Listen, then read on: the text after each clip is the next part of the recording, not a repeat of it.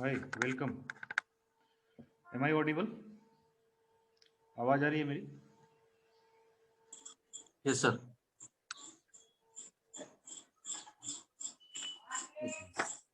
Still some people are joining.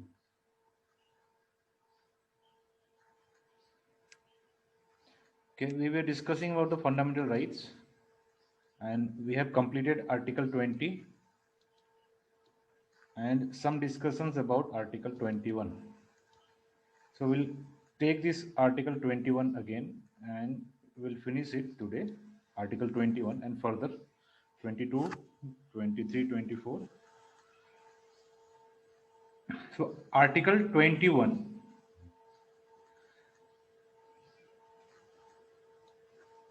Article 21, this says protection of life and personal liberty. Means no person shall be, we have already discussed, I'm just recapping it, and some more facts are there. I'm just adding some other facts which I have not discussed in the last class. So I'll be adding the more facts right now. So protection of life and personal liberty. No person shall be deprived. Article 21, the title says protection of life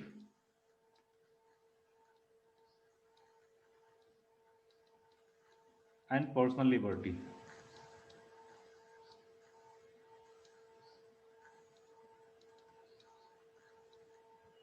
Protection of life and personal liberty means no person shall be deprived of his life or personal liberty except according to procedure established by law. Except according to procedure established by law. Means if the law prescribes, and according to the procedure of the law, life can be taken away. Life and liberty of any person can be taken away according to the procedure established by law. तो जैसे हमारा होता है ना capital punishment, फांसी की सजा, capital punishment, तो यहाँ पर हम उनके लाइफ को ले लेते हैं, लाइफ उनको डिप्राइव कर देते हैं लाइफ से भी, और उनको अरेस्ट करके उनको पर्सनल लिबर्टी से भी. सो यहाँ पर right to life and liberty उनका कॉम्प्रोमाइज होता है, and this goes according to the procedure established by law. Procedure established by law के अनुसार ही वैसा होता है. Procedure established by law. ये आर्टिकल 21 जो है, see some of the fundamental rights, हमारे फंडामेंटल राइट्स में कुछ फंडामेंटल राइट्स जो हैं वो सिर्फ इंडियंस के लिए ही है, हमारे सिटीजन्स, इंडियन सिटीजन्स के लिए. कुछ फंडामेंटल राइट्स जो हैं वो इंडियन सिटीजन्स के लिए हैं, और कुछ फंडामेंटल राइट्स ऑल सभी के लिए हैं, B it Indian citizens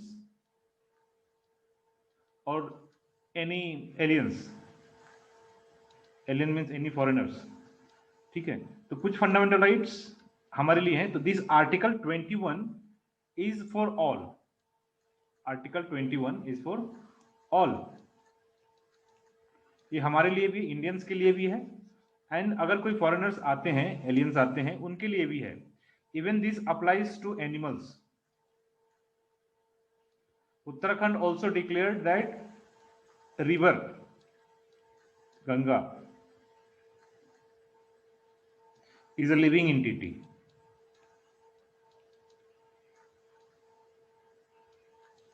river Ganga जो है वो एक जीता जागता वाटर बॉडी है, लिविंग एंटिटी उसको डिक्लेयर किया गया है Uttarakhand high court, Uttarakhand high court में. ठीक है, so article 21 has a wide meaning, wide context. और जितने बहुत सारे सुप्रीम कोर्ट्स के जजमेंट्स हैं, सुप्रीम कोर्ट जजमेंट, बहुत सारे सुप्रीम कोर्ट जजमेंट जो हैं इस आर्टिकल 21 को और वाइड कॉन्टेक्स्ट कर दिए हैं, और भी इनके मीनिंग्स को और ज्यादा एक्सपेंड कर दिया है, और भी ज्यादा एक्सपेंड कर दिया है. The thing is article 21 provides two type of rights. One is right to life and one is right to personal liberty.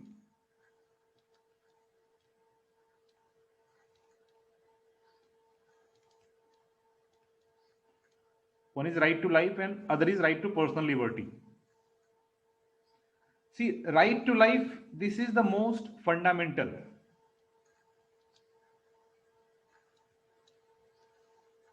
This is the most fundamental. Right to life is the most fundamental, and right to personal liberty too can be said most fundamental or fundamental. This right to personal liberty, this involves privacy. This involves privacy कि कोई किसी भी इंसान को अगर वो अकेला रहना चाहता है या जैसा भी रहना चाहता है, ही और सी कैन लिव दैट लाइफ, उनको वो राइट है, प्राइवेसी है ना। तो दिस ये जो राइट टू प्राइवेसी का केस था, ये रिसेंटली 2017 में बहुत हाईलाइट हुआ था। 2017 में बहुत ही हाईलाइट हुआ था। केएस पुट्टास्वामी का एक केस आया था हाई कोर्ट में, सॉरी सुप्रीम कोर्ट में। ये KS Puttaswamy was itself was a जज ऑफ सुप्रीम कोर्ट। ये रिटायर हो गए और इन्होंने एक केस फाइल किया था सुप्रीम कोर्ट में अगेंस्ट आधार कार्ड जो बन रहा है ना सबका, तो उस आधार कार्ड के अगेंस्ट में इन्होंने सुप्रीम कोर्ट में केस फाइल किया था कि ये आधार कार्ड जो है this violets privacy.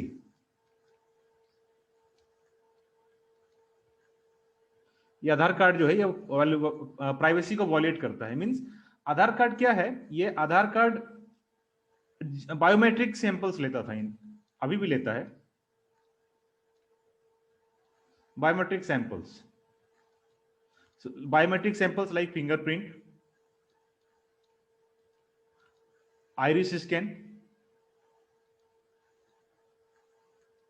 Retina scan करता था वो, ठीक है।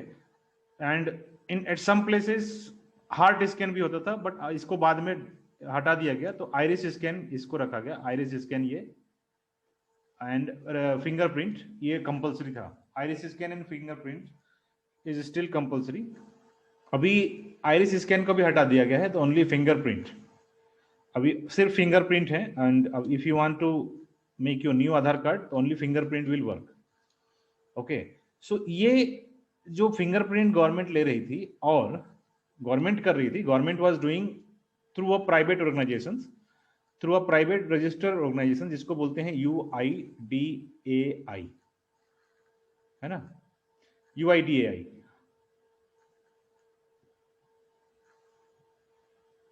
Unique identity authority of India उसका नाम था, unique identity authority of India. अब ये UIDA जो था ये प्राइवेट एंटिटी था, ठीक है, मतलब नॉन गवर्नमेंट एंटिटी था, नॉन गवर्नमेंट एंटिटी था, and government was monitoring this everything. Government has given the work of collecting all these privacies and fingerprints and iris scan and name and everything, and this agency was doing very well, collecting all over India wise through private agents. But at the same time, government came up with the rule that if you want to buy any SIM card or any other services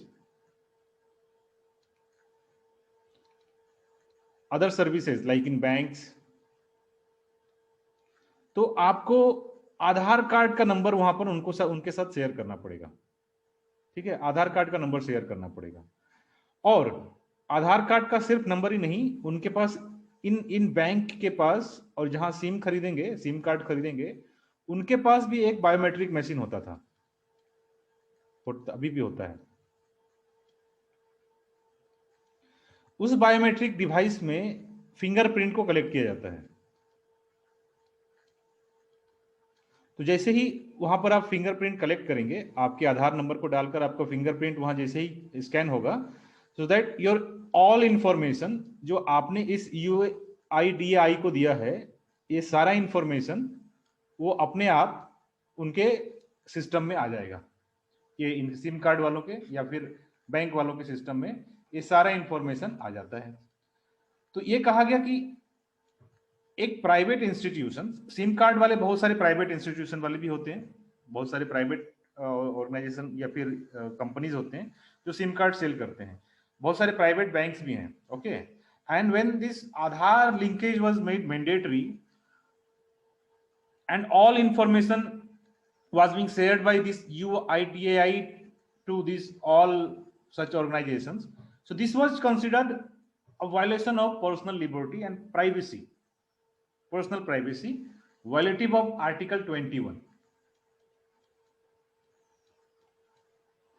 violative of Article 21 को violet करता है। Personal liberty था, अभी ये privacy को अगर यहाँ पर ये करता है तो पर्सनल लिबर्टी रहा नहीं, प्राइवेसी पूरा सारे वो डिस्क्लोज हो जाता था उनसे, पर्सनल लिबर्टी।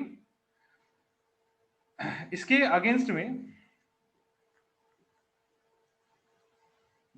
2017 में ही एक केस फाइल हुआ था सुप्रीम कोर्ट में। Will take this. Supreme court describe this article 21 को सुप्रीम कोर्ट ने heart of the constitution describe किया, या heart of the fundamental rights, heart of the fundamental rights described by supreme court. Supreme court ने article 20 को एक wide context दे दिया है कि if article 21 doesn't exist, entire fundamental rights will die. So this is heart of the fundamental rights explained by Supreme Court. So no person shall be deprived of life and liberty except as per the procedure established by law. So this implies that this right has been provided against the state, है ना, कि against the state.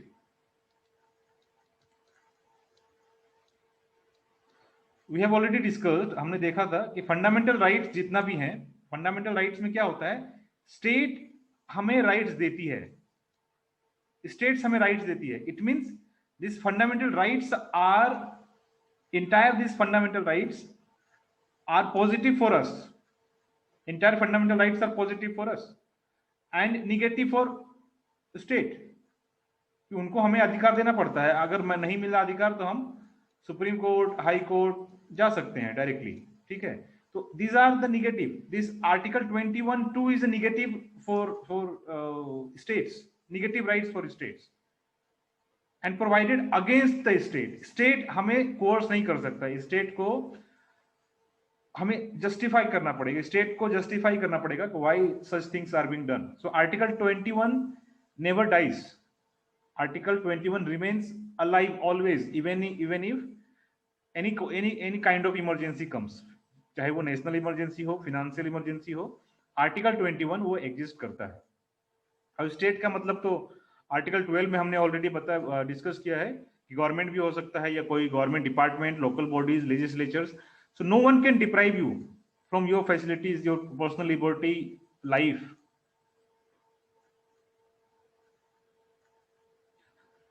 तो article 32 supreme court जा सकते हैं, article 226 में high court जा सकते हैं। तो ये रेमेडीज हमारे पास हैं, तो फंडामेंटल राइट्स को कोई वायलेट नहीं कर सकता है। तो वेरियस केसेस हुए सुप्रीम कोर्ट में वेरियस केसेस हुए जिससे आर्टिकल 21 को और अच्छे तरीके से इंटरप्रेट किया गया। And this article 21 has gained a wide context, wider meaning. So first we have declared or already discussed about A.K. Gopalan case. A.K. Gopalan case, this was in the year 1950 itself, that First Amendment Act, remember? First Amendment Act. यहां पर क्या था, article 21 को narrow समझा जाता था, narrow escape दे दिया, narrow interpretation दिया गया था। सुप्रीम कोर्ट ने भी नैरो इंटरप्रिटेशन दिया था। Supreme court was expressed that procedure established by law is a limited context. तो procedure established by law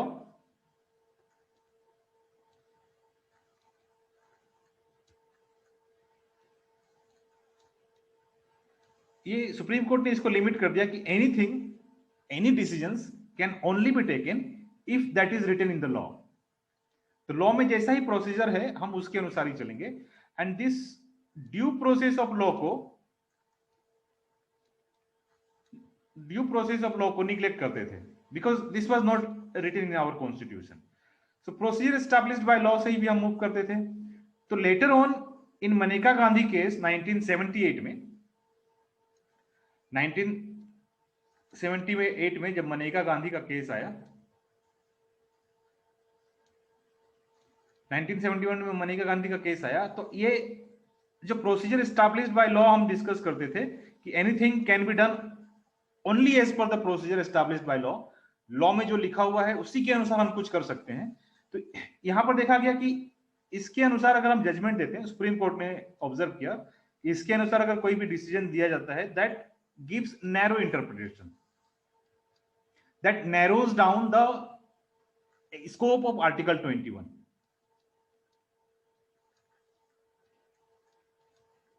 narrows down the scope of Article 21, and hence Supreme Court adopted this due process of law. क्या कि due process of law is important. This due process of law is reading the minds of framers of the constitution or framers of the law.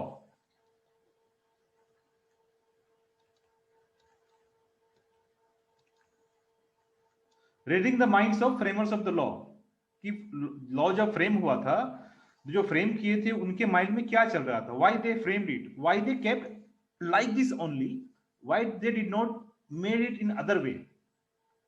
सो ये उनके mind में रखा जाता था। Due process of law, anybody committing crime, उसके भी circumstances को observe किया जाता कि उसने क्राइम क्यों किया, that particular person, why that person has committed crime. So everything was taken into considerations, not only procedure established by law, but also various circumstances. So that comes into due process of law. This is an American context. This is American context, and this procedure established by law is in British context. UK से हमने लिया था। तो Maneka Gandhi case में 1971 में supreme court adopted this due process of law.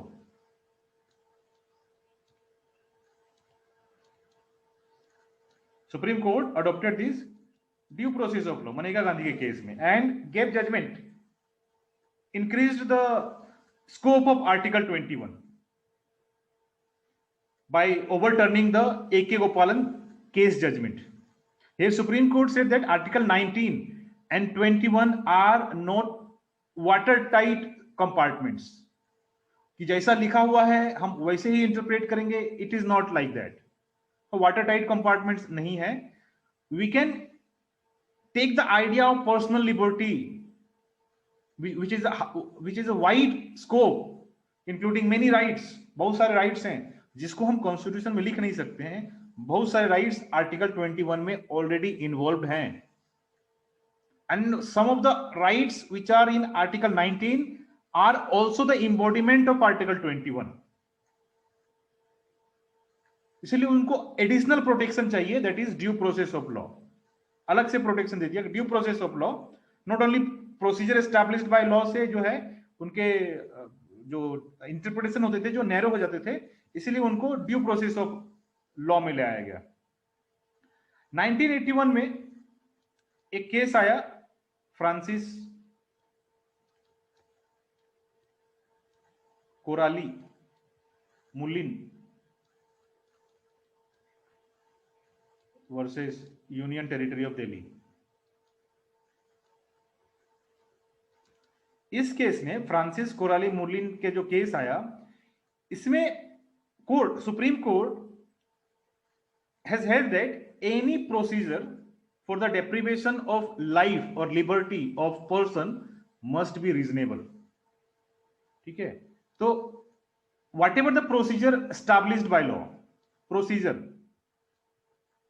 जो भी कुछ लिखा हुआ लॉ में, वो जो लिखा हुआ वो रीजनेबल होनी चाहिए, रीजनेबल होनी चाहिए, फेयर होनी चाहिए, जस्ट होनी चाहिए। This was observe by supreme court. और वो फैंसीफुल नहीं होनी चाहिए, आर्बिट्ररी नहीं होनी चाहिए। आर्बिट्ररी नहीं होनी चाहिए, नॉट आर्बिट्ररी। तो लॉ प्रोसीजर जो भी हम इंप्लीमेंट करेंगे वो आर्बिट्ररी नहीं होनी चाहिए कि ऐसा करना है इसलिए करेंगे। आर्बिट्ररी लॉ प्रोसीजर नहीं होनी चाहिए, विम्सिकल नहीं होनी चाहिए कि दिखाना है, लोगों को दिखानी है, फैंसीफुल है। So this should not be arbitrary, whimsical and fanciful. Rather, it should be reasonable, fair and just. So procedure जो भी established किया गया है that should be reasonable. And ये reasonableness, fairness and justness को monitor कौन करेगा? That Supreme Court. Supreme Court monitor करेगा. So this comes under judicial review. This comes under judicial review. Remember Article 13 में हमने कहा था judicial review. Article 21 से भी judicial review empower होता है सुप्रीम कोर्ट को। judicial review सुप्रीम कोर्ट करती है, कोई भी डिसीजंस को रिव्यू करती है। देन इन 1985 एक और केस आया, Olga Tellis versus Mumbai municipal corporation.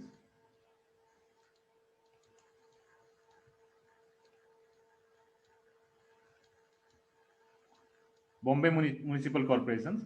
So this case reiterated the stand taken earlier that any procedure that would deprive a person fundamental right should conform to the norms of fair play and justice. So कोई भी procedure हो वो fair play को confirm करता हो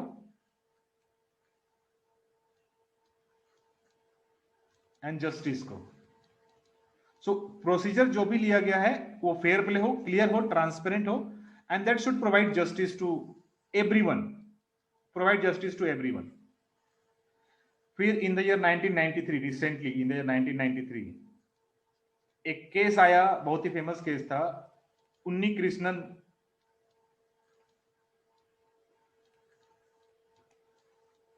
versus state of Andhra प्रदेश।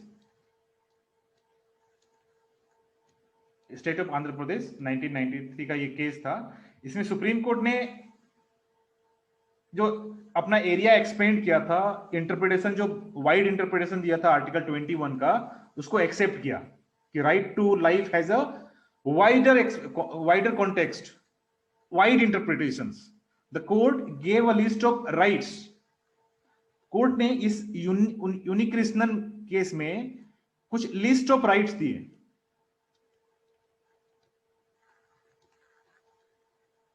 इस case में court ने लिस्ट ऑफ राइट्स दिया और बोले कि दिस ऑल कॉन्टेक्स्ट और connotes under article 21, right to life में आता है।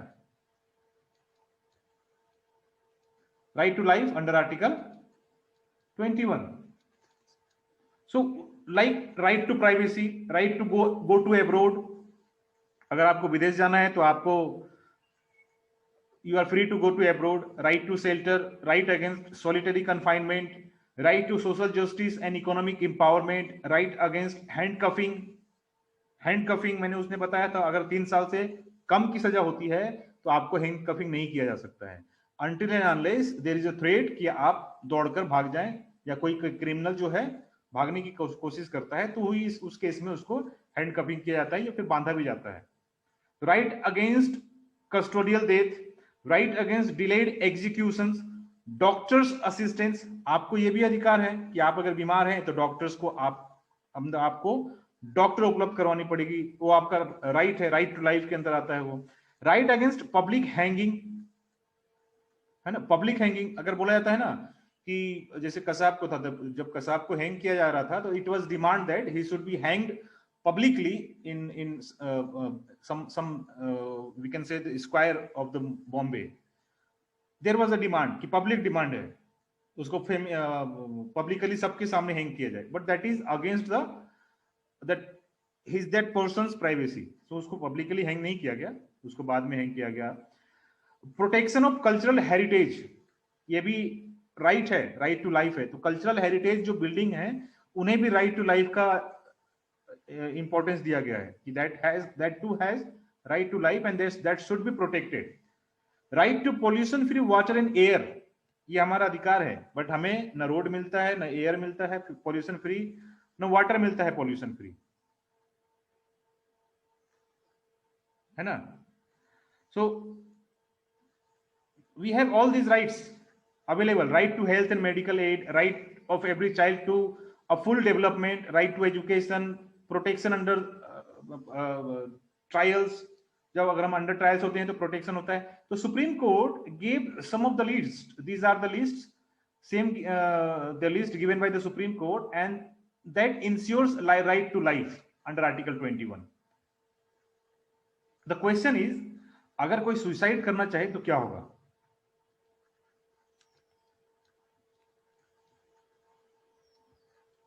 मेरा लाइफ है, अगर मैं सुसाइड करना चाहूं तो क्या कोई ये अलग है, गलत है? क्या लगता है कि मेरा राइट है, मेरा लाइफ है, I can take away my rights, I can in my rights, है ना, I can finish my rights, I don't want to be alive, मैं ऐसा कर सकता हूं? तो क्या मैं ऐसा कर सकता हूं क्या? तो right to life and suicide नहीं, सेक्शन, ये याद रखना, सेक्शन 309 आईपीसी का एक्ट है, Indian penal code, IPC Indian penal code बोलते हैं।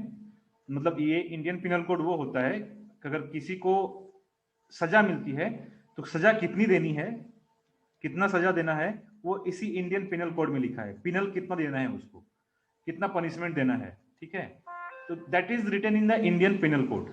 सेक्शन 309 में सुसाइड को, जो सुसाइड करते हैं, या जो देखो, जो सुसाइड करेगा और सक्सेसफुल हो गया तो वो चला गया सक्सेसफुल, और अगर सक्सेसफुल नहीं हुआ, ठीक है, तो जो सक्सेसफुल नहीं हुआ उसको हम क्रिमिनल ऑफेंस मानते हैं।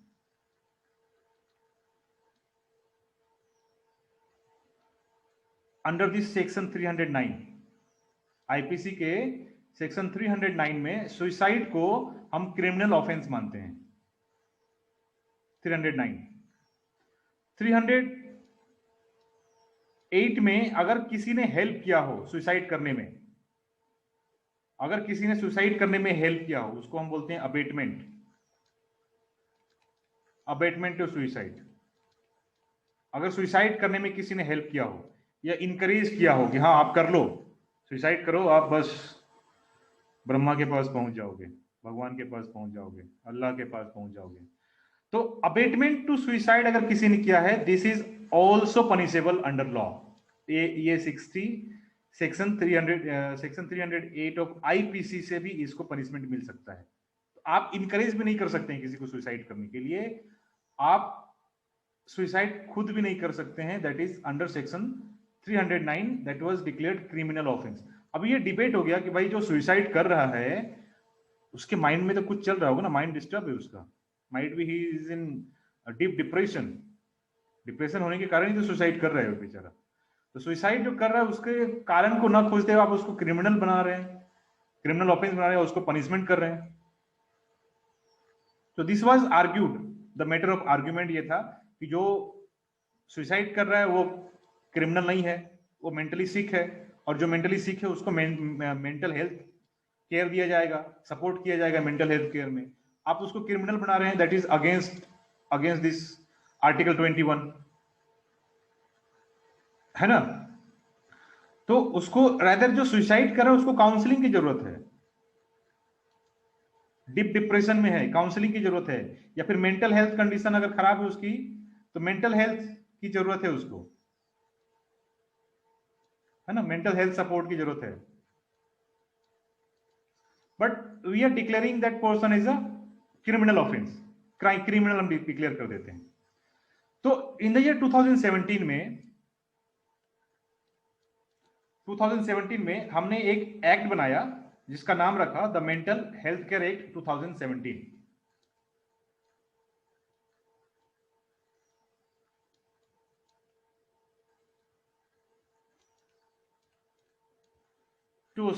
The mental health care act 2017 parliament ने पास किया, and this came into force in 2018 में ये फोर्स में आ गया, ठीक है। अभी इसमें जो भी मेंटली इल होंगे, this act declares that any person who is mentally ill,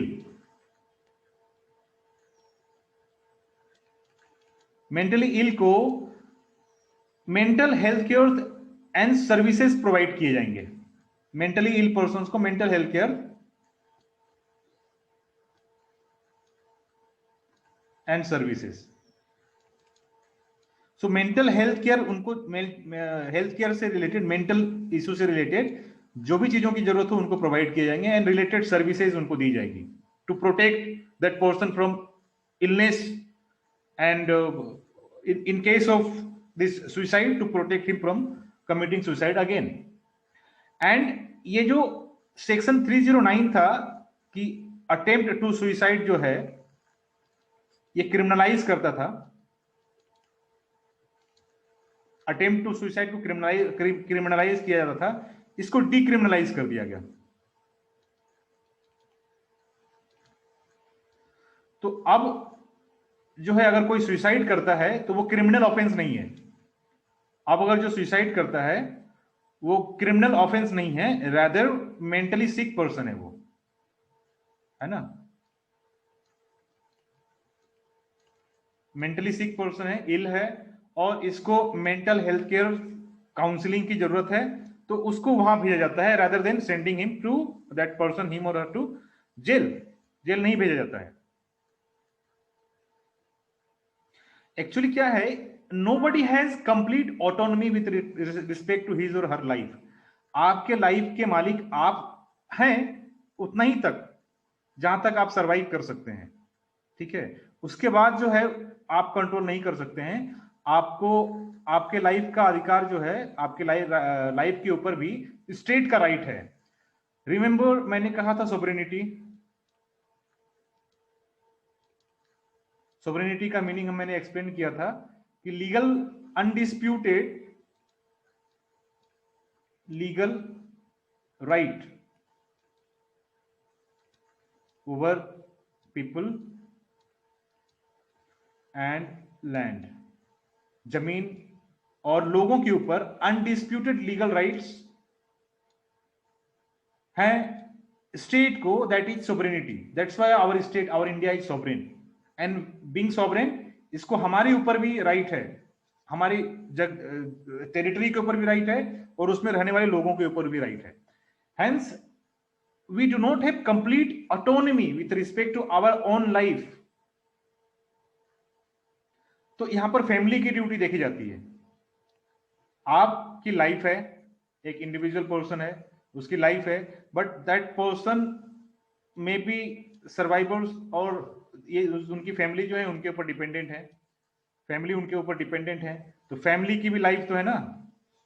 तो आपकी life is the responsibility of family, या फैमिली की life is the responsibility of your to you also. So you can not, you are not autonomous, you cannot take your life simply. अगर ये personal suicide अगर कोई करता है, that leads this family to being into destitute. घर से बेघर हो जाते हैं वो, है ना. तो ये आपकी लाइफ में आपका कंप्लीट ऑटोनॉमी नहीं है. Your family has the responsibility, this state has the responsibility. आपको स्टेट के अगेंस्ट में भी रिस्पॉन्सिबिलिटी है. तो हाउएवर सेक्शन 308 जो है abetment of suicide still in force, but 309 को हमने डिक्रिमिनलाइज कर दिया है. ठीक है, क्रिमिनलाइज को डिक्रिमिनलाइज कर दिया है. और बहुत सारे लोग जो जेल में भी सुसाइड अटेम्प्ट करते हैं उनको हम अभी वापस से, जो जेल में है फिर वापस से अभी कौन सा जेल में डालेंगे उनको, ऑलरेडी तो जेल में है, तो उनको हम काउंसलिंग करके देते हैं कि भाई आप सुसाइड मत करो, आप बाहर जाके अच्छा लाइफ जी सकते हो, तो बहुत अच्छा बन सकते हो. तो इट्स अ डिफरेंट वे. अभी हमने जो आर्टिकल 309 को जो हटा दिया, डिक्रिमिनलाइज कर दिया, है ना. जो क्रिमिनलाइज था उसको हमने डिक्रिमिनलाइज कर दिया आर्टिकल 309 को. This is also one of the way, ये conferring the rights to die. Conferring the right to die, मरने का भी आपको अधिकार है। जब ये डिक्रिमिनलाइज हो गया तो अब तो अभी क्रिमिनल एक्टिविटी, क्रिमिनल एक्ट रहा नहीं, ये डिक्रिमिनलाइज हो गया। Now you have the right to die also, but वो भी कंट्रोल किया जाता है। अभी एक केस था, बहुत ही फेमस केस है, जिसको बोला जाता है अरुणा शानबाग का केस था। अरुणा शानबाग, ये इसका केस था। उसको right to life and euthanasia.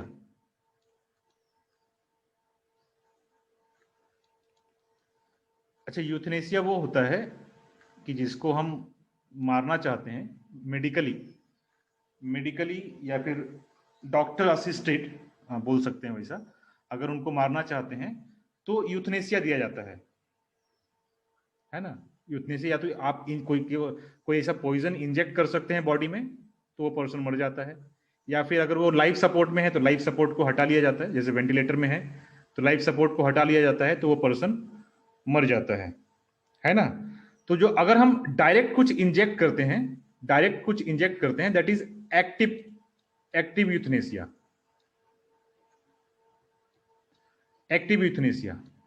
और अगर हम लाइफ सपोर्ट पुल आउट कर लेते हैं, पैसिव यूथनेसिया बोलते हैं उसको।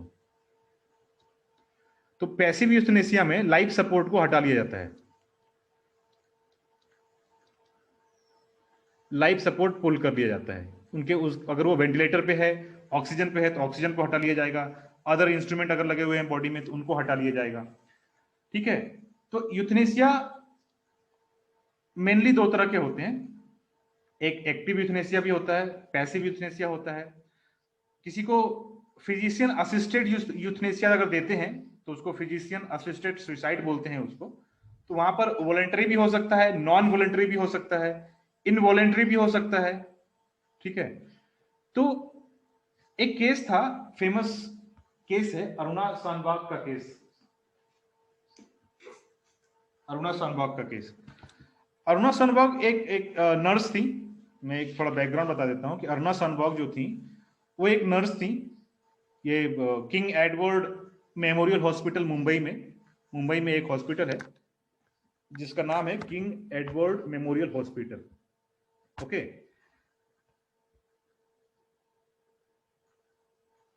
ये अरुणा शानबाग का केस मैं इसलिए डिस्कस कर रहा हूं कि ये जो राइट टू यूथनेसिया जो था ना, राइट टू लाइफ, और ये यूथनेसिया मरने का अधिकार, उसको अरुणा शानबाग के केस में बदला गया है, चेंज किया गया है। ठीक है, इसीलिए this case is important. Aruna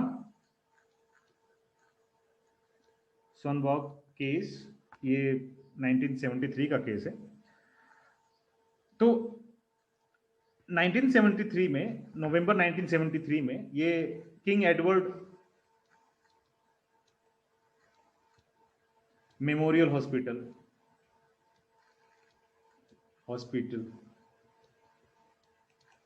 Mumbai, यहां पर ये कार्यरत थी as a nurse. She was working here as a nurse. Okay, in November 1973 she was assaulted by a ward boy. उसी हॉस्पिटल का एक वार्ड बॉय था जिसका नाम था सोहनलाल भारथा वाल्मीकि। ठीक है,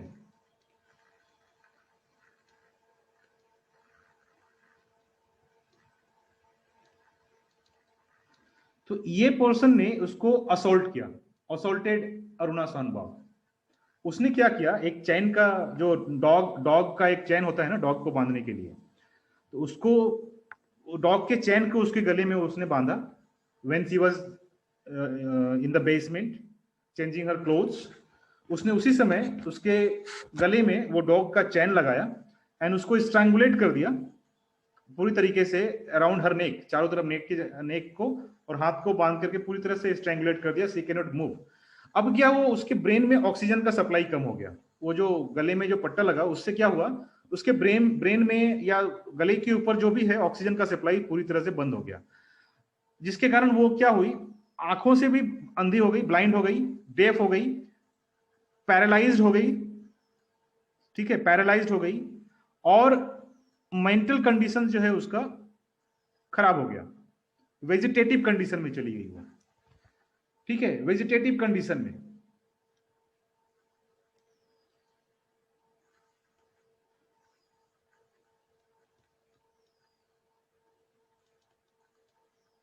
वेजिटेटिव कंडीशन में चली गई वो, and she remain in the vegetative conditions for 42 years.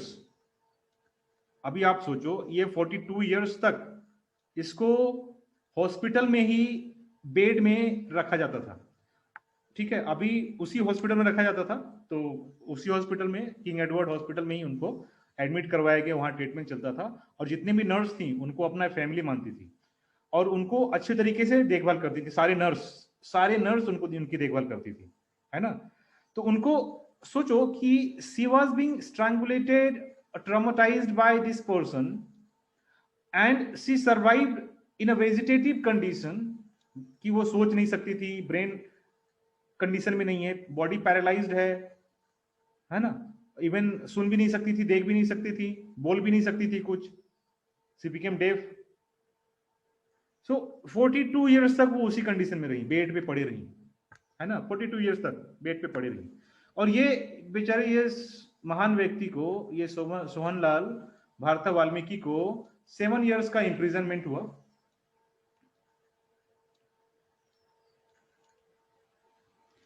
7 years imprisonment हुआ किस लिए? For attempt to murder.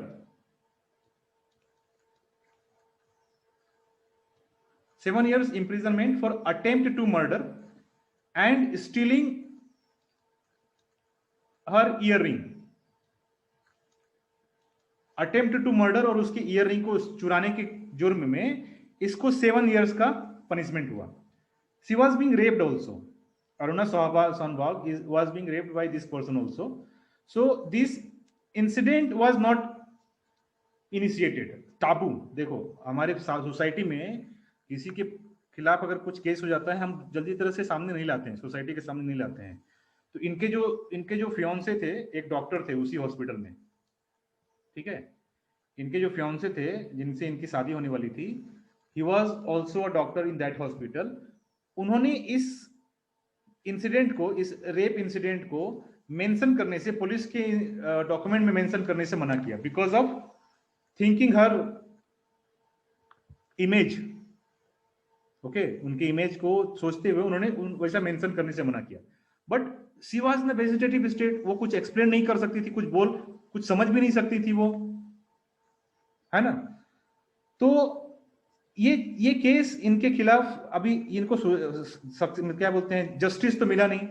7 years ये बेचारा जेल में रहा, बेचारा मतलब नहीं बोला जा सकता है उसको, क्रिमिनल ही होगा, जेल में रहा। एंड उसके बाद क्या हुआ, मुंबई से वो दिल्ली चला गया और दिल्ली में किसी हॉस्पिटल में आज भी काम करता है वो, ठीक है, अपना आइडेंटिटी चेंज कर लिया है भले वो आज भी काम करता है। तो Aruna she survive for 42 years. इस बीच में क्या होता है, 1994 में 1974 में ही इसको पनिशमेंट हो जाता है, इसको ये इन सब चार्ज लगा करके, attempt to murder and stealing the earring, बस उसी के लिए उसका मर्डर चार्ज हो जाता है। और उसको जो सोडोमाइज किया उसका कोई चार्ज उसके खिलाफ नहीं लगता है। एंड ओनली 7 years इंप्रिजनमेंट रहा, चूंकि वो 1 साल पहले ही रह चुका था, तो उसको सिर्फ 6 years ही रहना पड़ा। 1 साल ट्रायल में ऑलरेडी वो जेल में था, तो 6 years इंप्रिजनमेंट रह करके वो रिलीज हो गया और अभी वो फ्री है। और स्टिल अभी भी क्लेम करता है कि she did not rape Aruna Shanbaug and her intention was only to steal the earring, वो खुद क्लेम करता है। तो इन 2011 एक जर्नलिस्ट आई जिनका नाम था पिंकी वीरानी।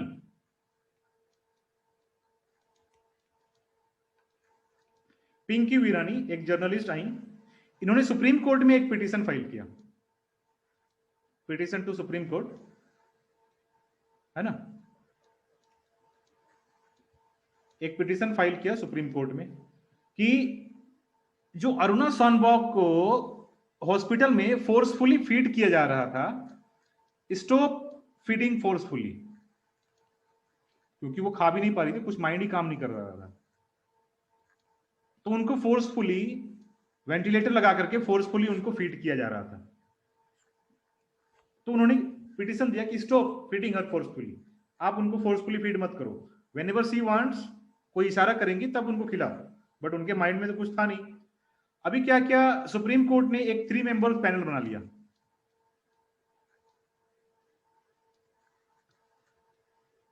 सुप्रीम कोर्ट ने एक 3 मेंबर्स पैनल बनाया और उस 3 मेंबर्स पैनल्स को बोला कि आप जाकर के ऑब्जर्व करो कि whether Aruna Shanbaug is in good condition, can she respond anything, क्या वो कुछ किसी चीज की रिस्पॉन्ड करती है, किसी चीज की रिस्पॉन्ड करती है।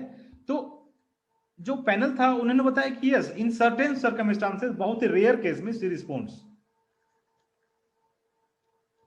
रेयर केस में वो रिस्पॉन्ड करती है, इन रेयर केसेस सी रिस्पॉन्ड्स। अभी सुप्रीम कोर्ट ने बोला कि ऐसे ऐसे पेशेंट्स को ये मतलब जिंदा रहना, means being alive to such patient is like dying every day, है ना, डाइंग एवरी डे। तो supreme court considered giving that euthanasia to Aruna सनबॉग।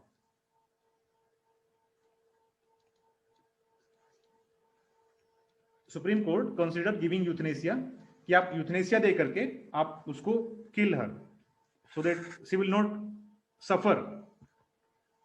अगर वो उतनी डेंजर कंडीशन में है, उनको फोर्सफुली फीड किया जा रहा है, वेंटिलेटर सपोर्ट पे रखा जा रहा है, तो better that one should kill her, वो सारी इससे बाहर हो जाएंगी। तो ऐसा supreme court declared, supreme court ने ऐसा कहा।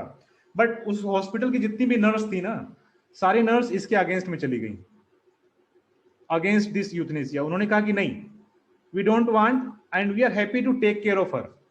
All nurses of that hospital, King Edward hospital, सारे स्ट्राइक में चली गई और बोली कि नहीं, हम उनकी ख्याल अच्छी तरीके से रख सकते हैं, तो यूथनेसिया नहीं दिया जाए, यूथनेसिया नहीं दिया जाए, ठीक है। बट ऑन 18 में 2015 इनको, इनके बॉडी में हाई निमोनिया डेवलप हो गया, निमोनिया डेवलप हो गया,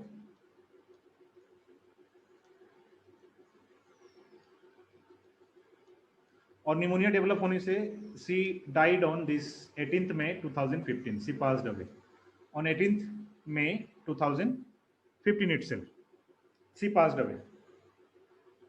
वेंटिलेटर सपोर्ट में थी, और वेंटिलेटर सपोर्ट में ज़्यादातर निमोनिया डेवलप होता है, क्योंकि ऑक्सीजन जो है वो लंग्स, हार्ट तक पहुंचाया जाता है, रादर देन आप अगर ब्रीथ नहीं कर सकते हैं तो वेंटिलेटर सपोर्ट में ऑक्सीजन को हार्ट तक पहुंचाया जाता है, या लंग में फोर्सफुली मशीन लगा करके फीड किया जाता है। तो उससे निमोनिया डेवलप हो गया and she died, she passed away. So this was considered natural death,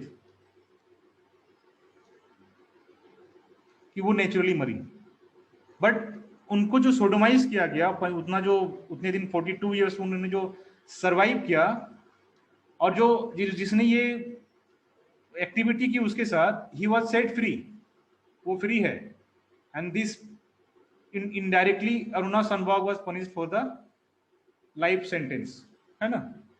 तो इस केस में क्या हुआ, supreme court considered euthanasia, giving euthanasia.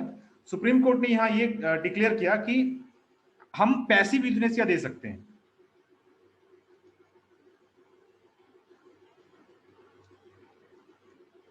Passive euthanasia हम कंसिडर कर सकते हैं।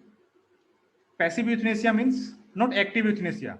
Active euthanasia, active euthanasia is still illegal in India.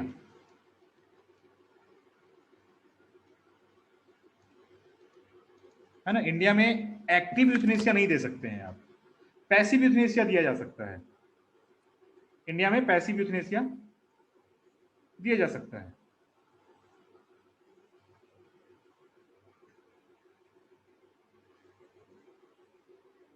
Okay, तो सुप्रीम कोर्ट ने कहा कि पैसिव यूथनेसिया जब दिया जा सकता है, तो पैसिव यूथनेसिया में करना क्या है कि उनके लाइफ सपोर्ट में जो भी हैं वो हटा दिया जाए।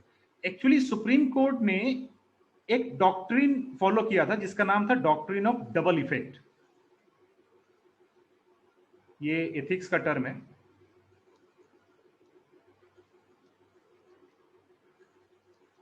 एथिक्स का टर्म है यार, सुप्रीम कोर्ट ने ये ऑब्जर्व किया। अभी आपके एथिक्स के पेपर भी हैं, तो that is also important. So some topics और some words you have to remember. ये डबल इफेक्ट का डॉक्ट्रिन जो है सुप्रीम कोर्ट ने यहाँ अप्लाई किया कि double effect doctrine says that if doing something morally good, अगर आप कुछ ऐसे एक्ट कर रहे हैं जो that you think that is morally good, और उसके अगेंस्ट में सम साइड इफेक्ट में कुछ मोरली बैड भी हो रहे हैं, कुछ morally bad condition, bad situations appear हो रहे हैं, तो उसको एथिकली करेक्ट माना जाता है, एथिकली एक्सेप्टेड माना जाता है उसको, कि doing something morally good, doing something morally good, if some morally bad side effects appears, if there is some morally bad side effects,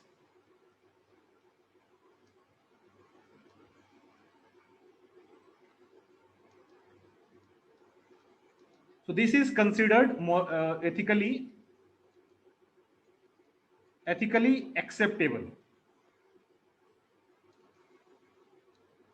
तो इवन इफ अगर आप कोई चीज अच्छा कर रहे हैं और आपको ये पता नहीं है कि भाई मैं ये अच्छा करने जा रहा हूं और इस अच्छे करने के साथ साथ मुझे मतलब कुछ ऐसे बैड इफेक्ट भी हो जाएगा, मोरली बैड इफेक्ट हो जाएगा, तो आपको अगर आइडिया नहीं है बैड इफेक्ट हो जाएगा, then it is ethically acceptable.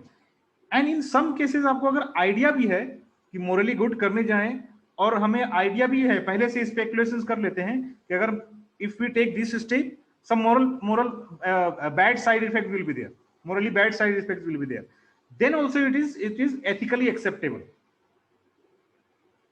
provided that side effect wasn't intended, कि मेरा इंटेंशन वो साइड इफेक्ट का नहीं था, मेरा इंटेंशन गुड इफेक्ट का था, मोरली गुड बिहेवियर का था, मोरली गुड एक्शंस का था। ठीक है, इंटेंशन अगर साइड इफेक्ट पहुंचाने का नहीं है, अच्छी इंटेंशन हो, तो दैट इज एथिकली एक्सेप्टेबल। तो इसी केस में सुप्रीम कोर्ट ने पैसिव यूथनेसिया लीगलाइजेस,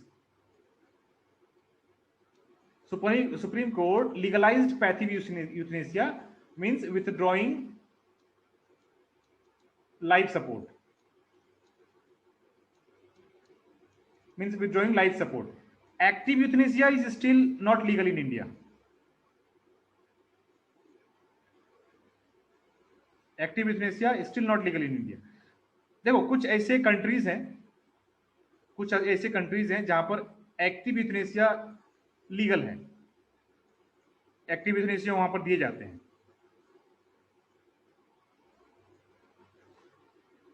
जैसे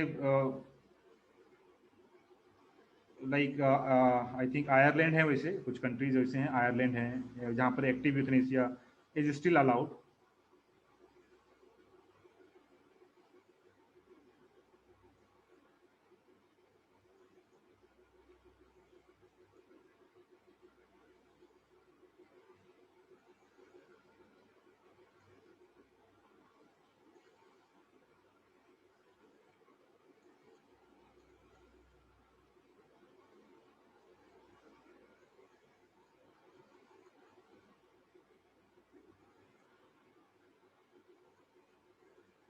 Okay, I'm not getting that.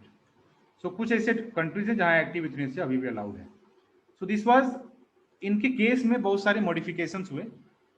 इसके यूथनेसिया के केस में यहाँ पर सुप्रीम कोर्ट ने अरुणा सनवाग के केस के कारण ही जो है यूथनेसिया लॉ में चेंज कर दिया कि पहले एक्टिव यूथनेसिया और पैसिव यूथनेसिया दोनों जो है इलीगल था, but now Supreme Court allowed passive euthanasia and active euthanasia was means still consider illegal. Active euthanasia को अभी भी इलीगल समझते हैं। So this was the development. अभी राइट टू लाइफ है ना, right to life has a wider context. Various cases में right to life को सुप्रीम कोर्ट ने एक्सप्लेन भी किया है और उसके इंटरप्रिटेशंस को भी दिए हैं सुप्रीम कोर्ट ने अलग अलग तरीके से। So we were talking about ये जो पुट्टा स्वामी का केस था 2017 में आया था, राइट टू प्राइवेसी, जो आधार एक्ट में पुट्टा स्वामी केस ने उनको सुप्रीम कोर्ट में सेंड किया था कि Aadhaar collecting biometric details through Aadhaar is like violating one's privacy. violating one's privacy. Supreme Court, what they did, justice K S Puttaswamy का केस था, रिमेंबर द नेम, वो बोल भी सकते हैं कि क्वेश्चंस में directly come like justice K S Puttaswamy,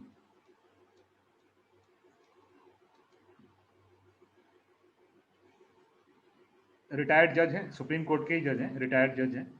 तो इन्होंने, इनको लगा कि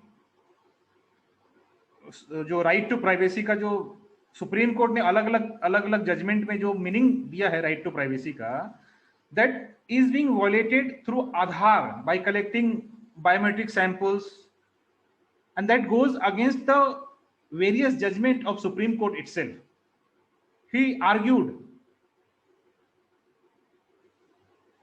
because Supreme Court has already placed a right to privacy under fundamental right, and hence this collection of biometrics, this was going against right to fundamental right, means against the spirit of fundamental rights, against the Article 21, and hence it was violating the, you can say, privacy of individual person.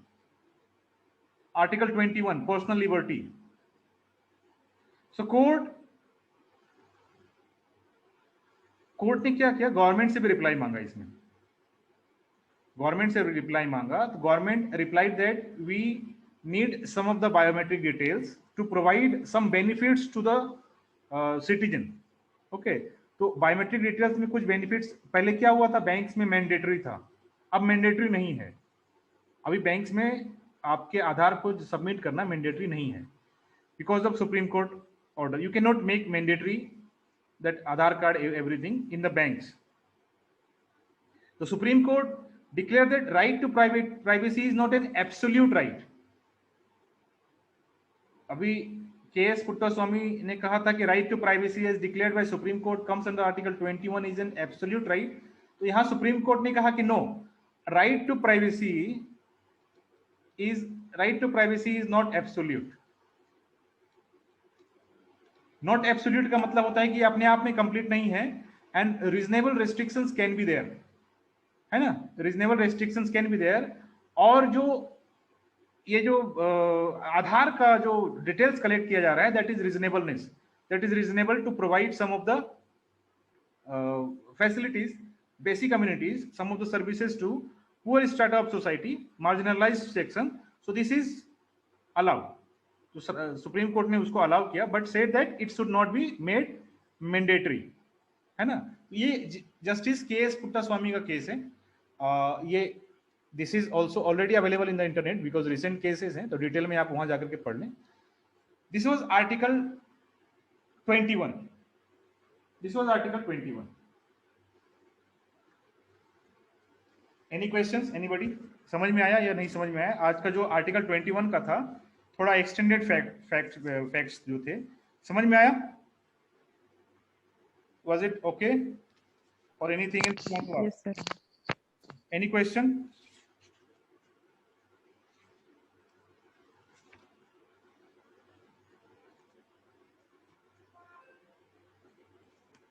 No questions. So I think there is no question. So we're moving to Article 22. Article 21A,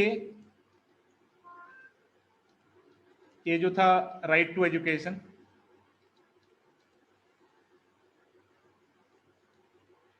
added by 86th amendment act of the constitution in the year 2002. तो 2002 में right to education को fundamental right under article 21 में add किया गया, making 6 to 14 years of education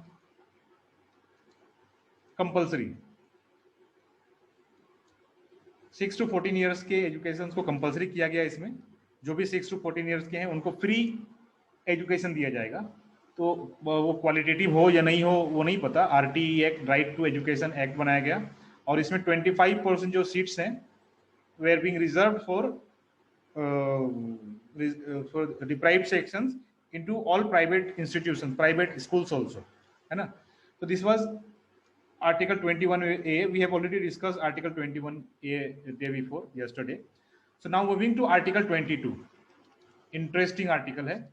article 22। Article 21 जो है वो बहुत ही वाइड कॉन्टेक्स्ट है, तो सो उसको आप अच्छे तरीके से कंसीडर कीजिएगा और पढ़िएगा उसको अच्छे तरीके से। आप मैंने नोट्स में भी दिया है ऑलरेडी, पीडीएफ है आपके पास, you have to read the PDF again and again and you have to revise what we have discussed the cases, stories को याद रखने हैं।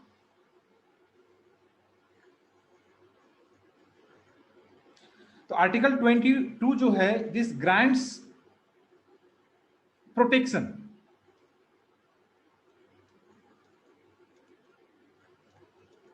Grants protections to those persons जिसको अरेस्ट किया गया है ना, जिसको अरेस्ट किया गया है या जिसको रेस्टेड है। अभी ये रेस्टेड का मीनिंग समझ में आएगा, जो जिसको अरेस्ट किए गए हैं। तो जो पर्सन अरेस्ट होते हैं उनके क्या राइट्स हैं, क्या अधिकार हैं। तो it says that detention is of two type, यहां पर दो तरह के डिटेंशन, मतलब लोगों को दो तरह से बंद किया जा सकता है, अरेस्ट किया जा सकता है। Detention is of two type, एक है प्यूनिटिव डिटेंशन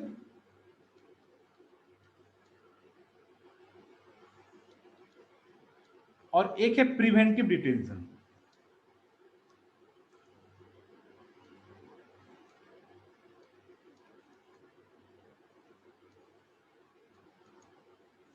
एक है प्यूनिटिव डिटेंशन, एक है प्रिवेंटिव डिटेंशन। प्यूनिटिव डिटेंशन में वो होता है कि किसी ने क्राइम कर लिया, ठीक है, ये कोई पर्सन क्राइम कर लिया और क्राइम करके कहीं चला गया, तो इसको जब अरेस्ट किया जाता है वो होता है प्यूनिटिव क्राइम, तो ये प्यूनिटिव डिटेंशन।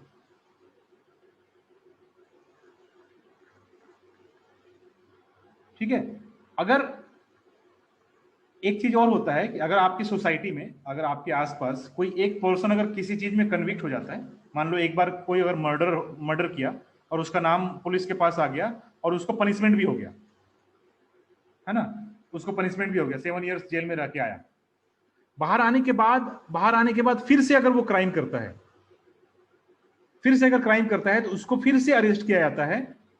फिर से अरेस्ट करके जो अरेस्ट किया जाता है that is punitive action, punitive detention बोलते हैं उसको।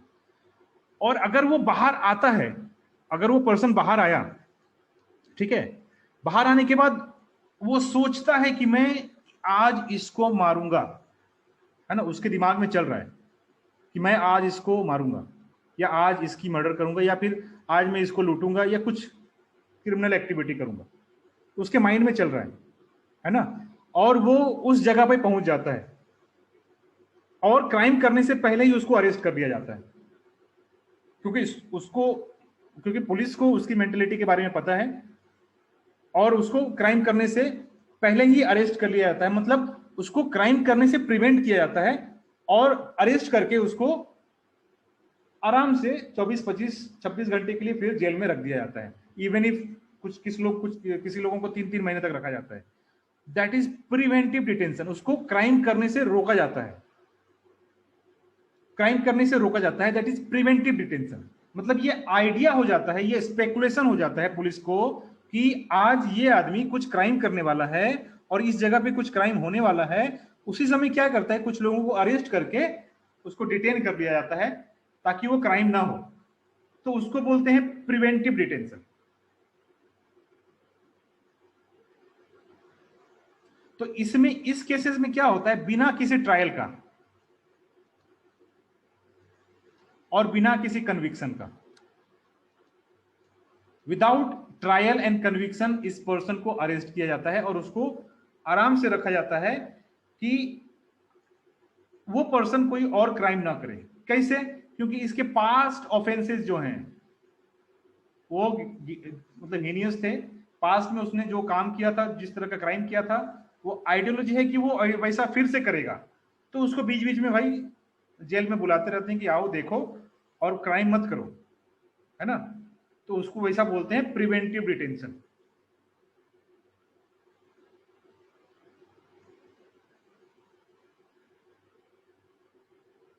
तो ये प्रिवेंटिव डिटेंशन जो है ये प्रिकॉशनरी मेजर, ये सस्पेंशन में है कि मुझे ऐसा लगा, सस्पेंस में हुआ, है ना, सस्पिशन, उसके खिलाफ कुछ शक गया, तो सस्पिशन है,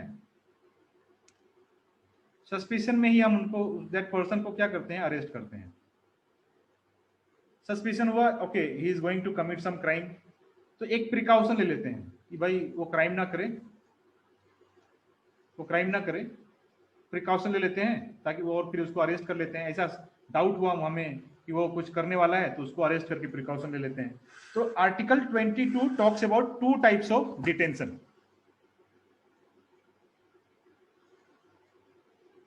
तो ये प्यूनिटिव एक्शन जो है, ये this deals with cases of ordinary law. Punitive detention या आर्टिकल 22 को हम दो भाग में डिवाइड करें तो this talks about two types of cases, two types of law. One is ordinary law, one is ordinary law, and the second जो है उसको preventive detention, जो यहां पर है। तो ordinary law में punitive detention हो गया और preventive detention।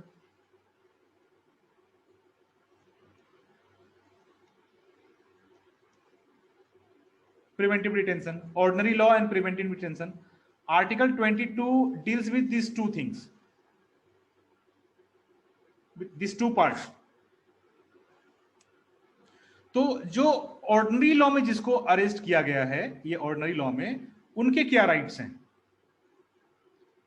तो अगर किसी को ऑर्डिनरी लॉ में अरेस्ट किया गया है,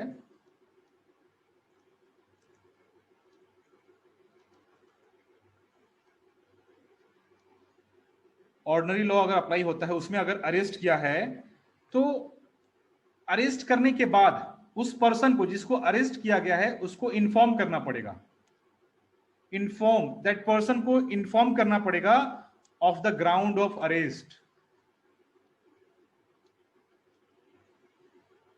कि आपको अरेस्ट क्यों किया गया। तो आपको अरेस्ट इस कारण से किया गया, उसको बताना पड़ेगा, you have committed such such crime and you are being arrested.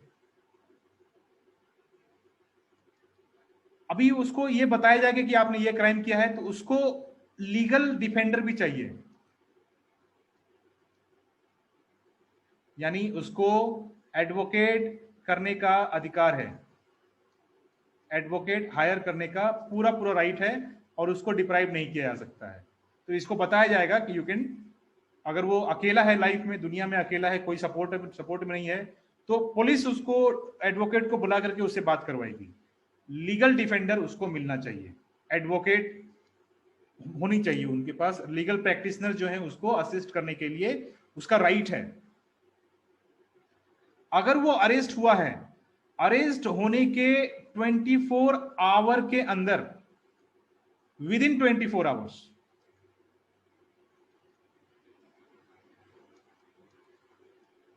With in 24 hours उसको मजिस्ट्रेट के सामने पेश करना पड़ेगा।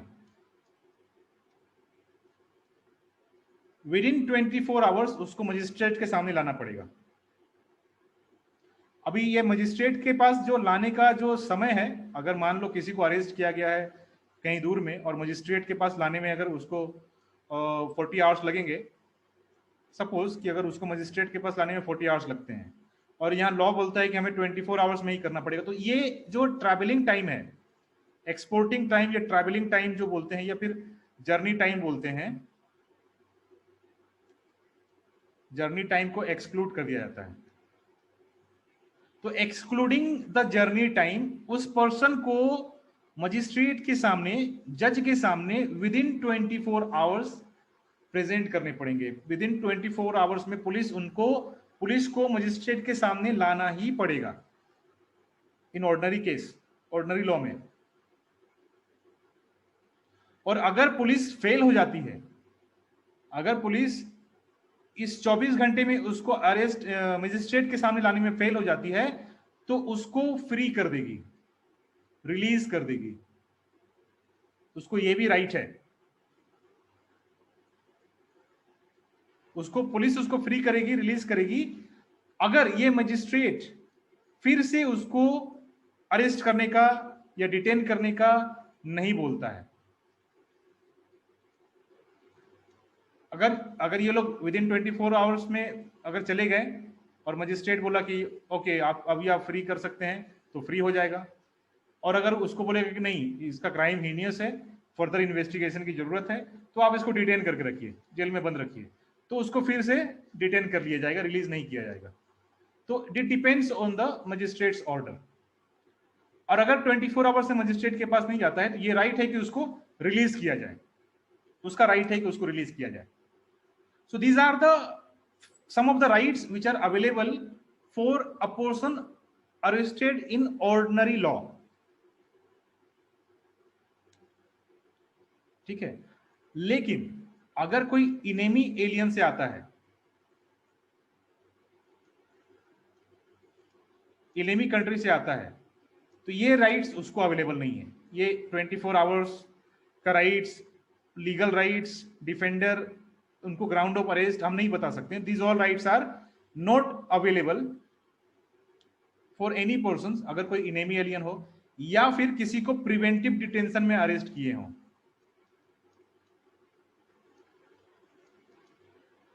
हमें लगता है कि वो क्राइम करेगा, प्रिवेंटिव डिटेंशन, क्राइम को रोकने के लिए अगर हमने किसी को अरेस्ट किया है तो उसको बताने की जरूरत नहीं है कि भाई तुम ये सोच रहे थे करने के लिए और उसी को बचाने के लिए हमने आपको डिटेन कर लिया, ये जरूरत नहीं है उसको बताने के लिए। So these all rights are not available to the person arrested under preventive detention. Preventive detention में जो अरेस्ट होगा उसको इतने अधिकार नहीं दिए जाएंगे।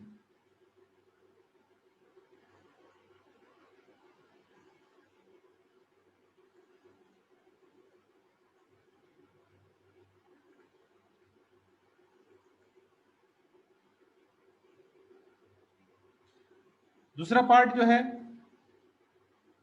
यहां तक क्लियर है ना? Is there any questions? समझ में आया? ऐसा समझ में आया क्या? अरेस्ट इन द कुछ राइट्स जो हैं, ये राइट्स हमेशा याद रखना है, ये राइट्स हमेशा याद रखना है कि अगर कोई अरेस्ट करता है तो you have the right to know your ground of arrest, you have the right to hire a legal defender, legal some persons, advocate, legal practitioners, and within 24 hours you will have to be presented before the magistrate. अगर नहीं होता है तो you will be released free, और अगर होते हैं तो मजिस्ट्रेट जैसा कहेगा उसके अनुसार आपको पुलिस बिहेव करेगी वैसा। तो ये 4 राइट्स हैं, अगर कभी किसी के साथ होता है तो यू कैन डिफेंड अपॉन। अभी आपको पता चल गया है ना? पता चल गया? Any questions? Any question?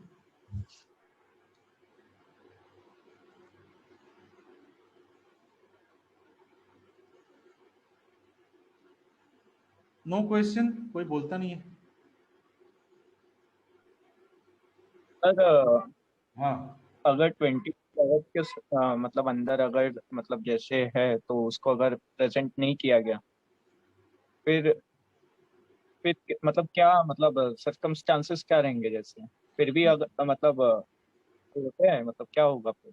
नहीं, अगर प्रेजेंट नहीं किया जाएगा तो उसको रिलीज करना पड़ेगा ना, एज पर द लॉ। अच्छा as per the normal law, जो ऑर्डिनरी लॉ होते हैं उसके अनुसार उसको रिलीज करना पड़ेगा, अनटिल एंड अनलेस मजिस्ट्रेट कोई ऑर्डर नहीं देता हो, मजिस्ट्रेट या जज कोई ऑर्डर नहीं देता हो तो उसको रिलीज करना पड़ेगा। ये नॉर्मल लॉ बोलती है।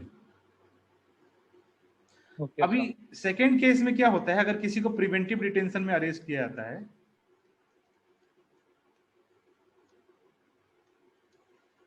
अगर किसी को प्रिवेंटिव डिटेंशन में अरेस्ट किया जाता है तो ये प्रिवेंटिव जो ग्राउंड ऑफ अरेस्ट है, मतलब अलग अलग राइट्स हैं। अगर प्रिवेंटिव डिटेंशन में किसी को अरेस्ट किया जाता है तो all rights, this rights are, और some of the rights are available. जैसे प्रिवेंटिव डिटेंशन में किसी को अरेस्ट किया जाता है तो उसको 3 मंथ से ज्यादा हम जेल में नहीं रख सकते हैं, मतलब हिज डिटेंशन, हिज और her detention can not exceed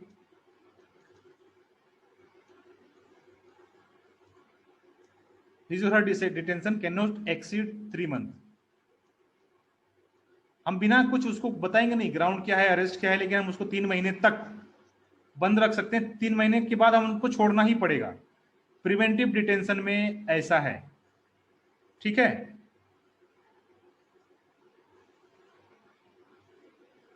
तो इसको छोड़ने से पहले क्या होता है, एक एडवाइजरी बोर्ड बैठती है जेल में ही,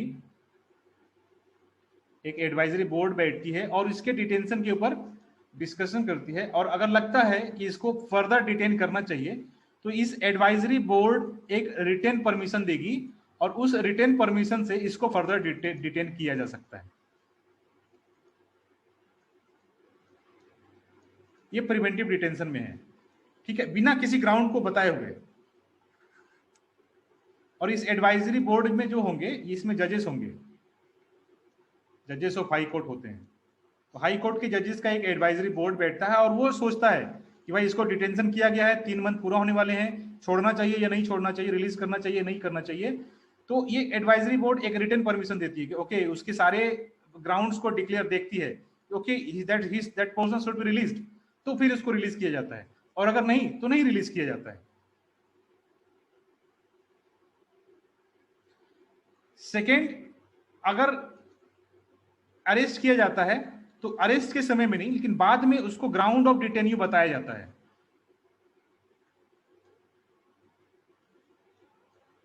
ground of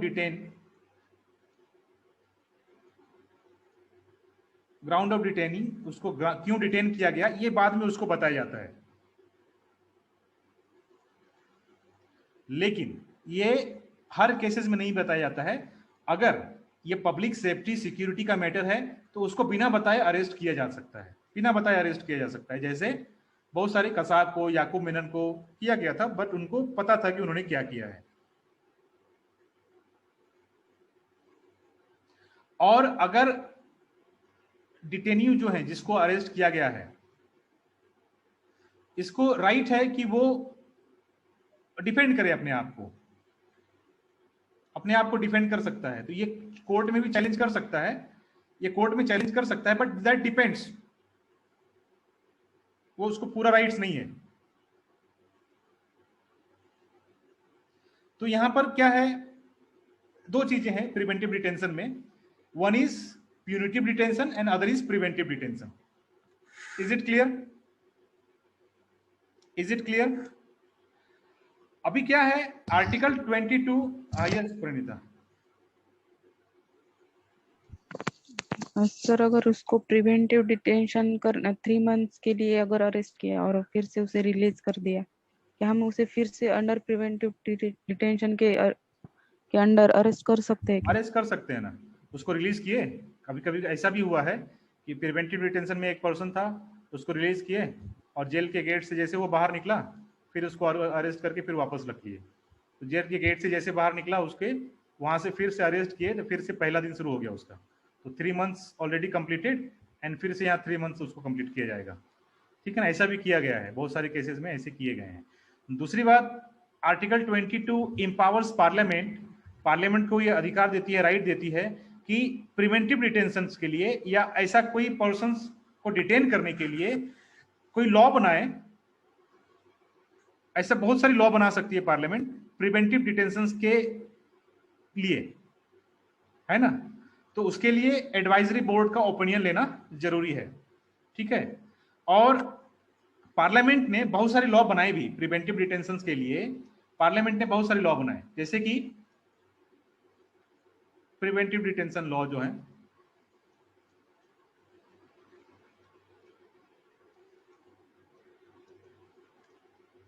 preventive detention laws बनाए गए। प्रिवेंटिव डिटेंशन लॉज में पहला लॉ जो बनाया गया वो था प्रिवेंटिव डिटेंशन एक्ट 1950।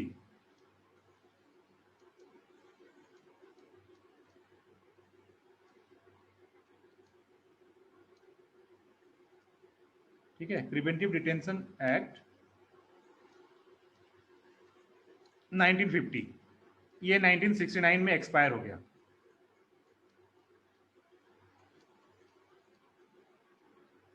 तो इसकी वैलिडिटी 1969 तक ही, ये एक्सपायर हो गया। नेक्स्ट 1971 में एक बनाया गया मेंटेनेंस ऑफ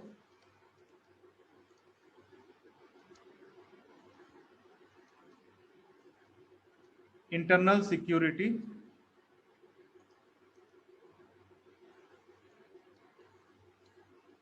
एक्ट, इसको बोलते हैं मीसा। ठीक है, 1971 में बनाया गया है। ठीक है, maintenance of internal security act Misa 1971 में बनाया गया। और लालू प्रसाद यादव को इसी केस में एक बार अरेस्ट किया गया था।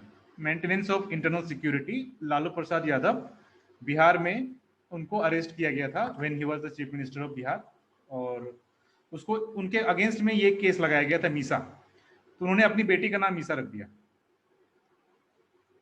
उन्होंने अपनी बेटी का नाम मीसा रख दिया। तो उनकी एक बेटी का नाम जो है वो मीसा है अभी भी। उसके बाद ये एक्ट जो है 1971 में बनाया गया था, ये 1978 में इसको रिपील कर दिया गया, मतलब इसको डिलीट कर दिया गया, इस एक्ट को डिलीट कर दिया गया।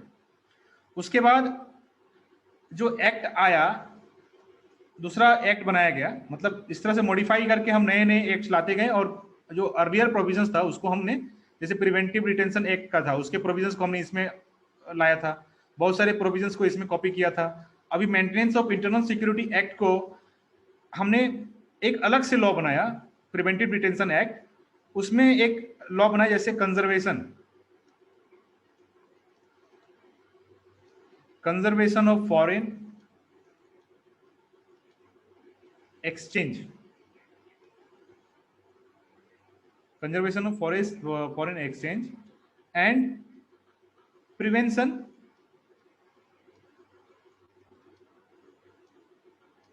of smuggling activities।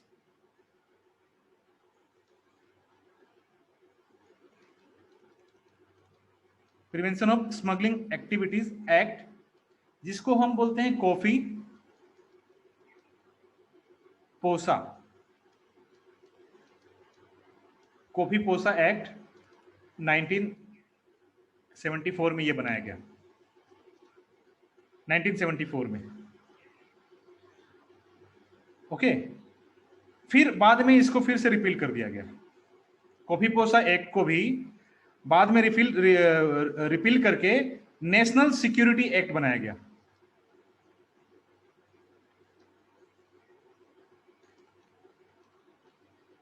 जिसको हम बोलते हैं नासा, इन द ईयर 1980। आप सिर्फ नाम जान लो, प्रोविजंस जानने की जरूरत नहीं है इसके। तो नेशनल सिक्योरिटी एक्ट बनाया गया नासा 1980। आप बस सीक्वेंस याद रखना, बिकॉज क्वेश्चन कम्स। तो ये जो कॉफी पोसा का सारा प्रोविजन जो था इसमें नेशनल सिक्योरिटी एक्ट में लाया गया। ठीक है, मतलब ये इसमें क्या हुआ कि नेशनल सिक्योरिटी एक्ट भी बनाया गया और कॉफी पोसा एक्ट भी था। तो ये स्मगलिंग एक्टिविटी से, foreign exchange and smuggling activity से डील करता था, और ये नेशनल सिक्योरिटी एक्ट जो है वो टेररिज्म से डील करता था, नेशनल सिक्योरिटी एक्ट। तो इन दोनों को साथ साथ लेकर जाया गया, साथ साथ चले गए वो। उसके बाद फिर बहुत सारे एक्ट बने, उसमें से जो इंपॉर्टेंट है मैं वो बताता हूं। उसके बाद है terrorist and disruptive activities prevention act, जिसको बोलते हैं टाडा। अभी इस टाडा में इतना बता दिया गया कि किसी को अरेस्ट कीजिए आप, और अरेस्ट करने के बाद उसको 180 डेज तक आप ऐसे बिना ही ऐसे किसी ट्रायल का आप उसको अरेस्ट करके एफआईआर बिना लॉन्च किए हुए, बिना किसी इंफॉर्मेशन के आप उसको 180 डेज जेल में रख लीजिए, बिना बताए हुए, बिना किसी ग्राउंड का, without mentioning anything, without giving any information, without registering any case, है ना, उसके किसी भी नाम को कहीं रजिस्टर करने की जरूरत नहीं है, और 180 डेज तक उसको जो है अरेस्ट करके रख लीजिए। ऐसा इसमें टाडा में था। तो इसको अगेंस्ट ह्यूमन नेचर बताया गया, अगेंस्ट आर्टिकल 21 चला गया। ये ऐसा नहीं हो सकता अगेंस्ट आर्टिकल 21। ओके, सो उसके बाद prevention of illicit traffic in narcotic drugs भी आए। उसके बाद आया पोटा, prevention of terrorism act.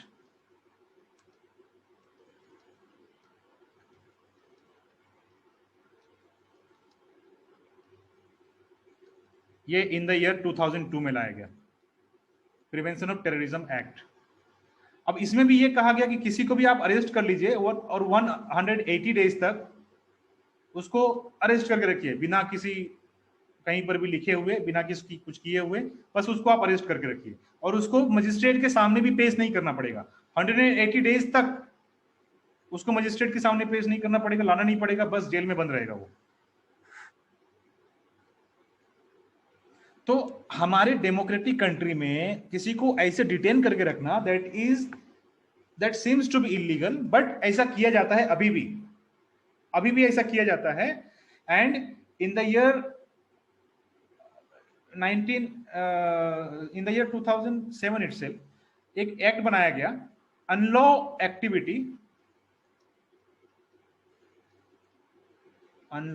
Activities prevention act. ये बनाया गया था 1989 में ही, ठीक है, 1989 में बनाया गया था अनलॉज एक्टिविटीज प्रिवेंशन एक्ट, जिसको हम लोग बोलते हैं यूएपीए बोलते हैं। 1989 में ही बनाया गया था, फ्रेम किया गया था इसको। और साथ साथ ये सब लॉ भी एग्जिस्ट थे, टाडा पोटा मीसा, है ना, टाडा पोटा, ये सब लॉ भी एग्जिस्ट थे। तो बाद में किया गया कि इन सारे प्रोविजंस को, इन सारे जो अलग अलग लॉ थे, सारे लॉ के प्रोविजंस को इनकॉर्पोरेट करके एक अलग से लॉ बनाया गया कि हम इतने अलग अलग एक्ट क्यों रखें, सबको एक जगह ला करके unlawful activities prevention act UAPA 1989 frame कर दिया गया। और इसमें भी बताया गया कि अगर आप किसी को अरेस्ट करते हैं तो 180 डेज तक ही कैन बी अरेस्टेड। 3 महीने तक आप उसको अरेस्ट करके रख सकते हैं, इवन 6 महीने तक आप अरेस्ट करके रख सकते हैं, अरेस्ट करके बिना किसी बताए हुए, बिना कहीं रजिस्ट्रेशन किए हुए, ऐसा किया जा सकता है। तो यूएपीए अभी का जो करंट सिचुएशन है वो यूएपीए में ये है। और इस यूएपीए में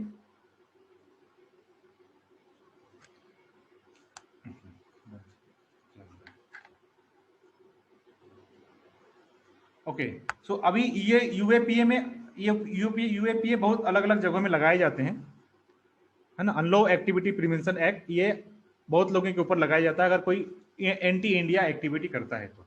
सो this exist and these are the preventive law, preventive detention law, because आपको 180 डेज बिना किसी ग्राउंड के, बिना किसी इंफॉर्मेशन के, बिना मजिस्ट्रेट के सामने पेश किए आपको डिटेन करके रखा जा सकता है।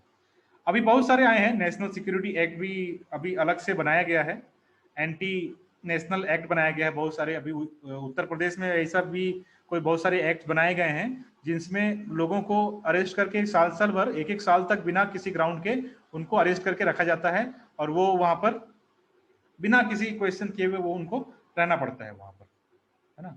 सो दिस वाज अगेंस्ट, अभी इनको किया गया था ना, क्या नाम था, ये क्या नाम था, उमर खालिद को, उसके बाद वो एक डॉक्टर थे उनको भी, हाउएवर अभी भी उनको national activity, national anti national act से लगा करके उनको अभी भी अरेस्ट करके रखा गया है। तो this was some of the rights under article 22, under article 22। Any question?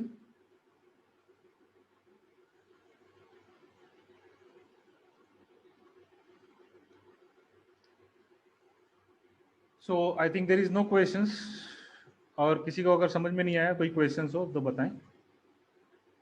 ये पीडीएफ में भी ये सारी चीजें मेंशन है जो मैंने बताया, स्टोरीज नहीं होंगी, स्टोरीज आप याद रखें और उस स्टोरीज से आप जो है इस अलग अलग एक्ट्स को याद रख सकते हैं। और कोई क्वेश्चंस हो तो I am here, please raise your question. आज बहुत कम लोगों ने क्लास अटेंड किया and however this is okay. I think all are preparing for the Sunday's exam. Sunday की एग्जाम की तैयारी हो रही है Pranita? Yes. So you're reading that NCERT book?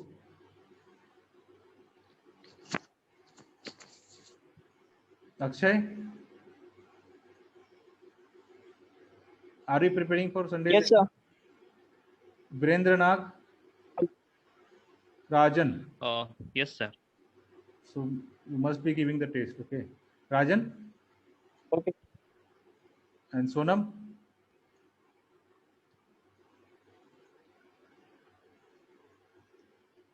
Sonam.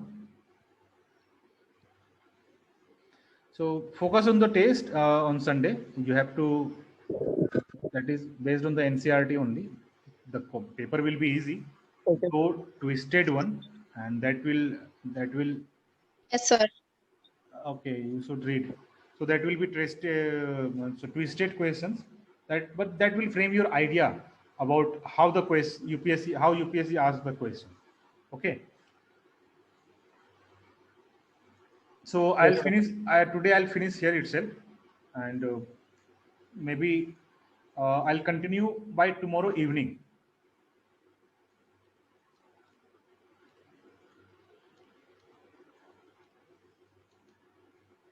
Tomorrow evening at 4 p.m. Okay, sir. Your next class will be tomorrow evening at 4 p.m. And I want to finish this class as soon as possible. So I'll take it. I think it will go every day. Some of the gaps will be there. I think means I'm planning it to conduct it every day so that we can finish it as soon as possible, and we can start with new subjects also.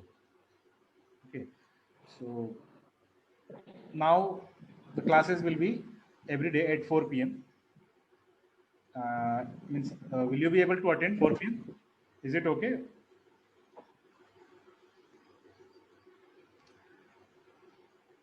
Is it okay? So under fundamental Yes, sir.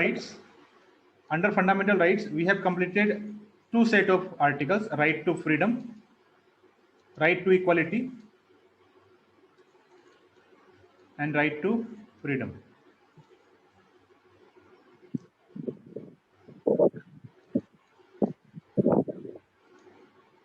So these two set of rights we have already completed.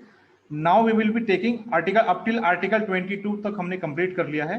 अब article 23 and 24 ये जो होता है ये right against exploitation है.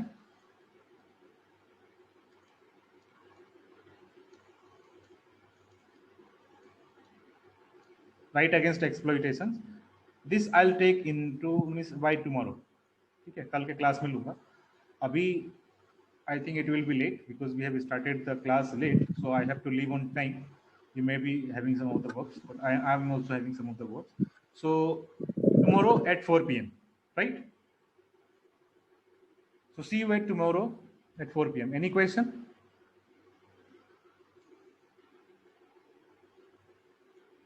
No questions. Then okay, bye. No, sir. Okay, thank you. Bye.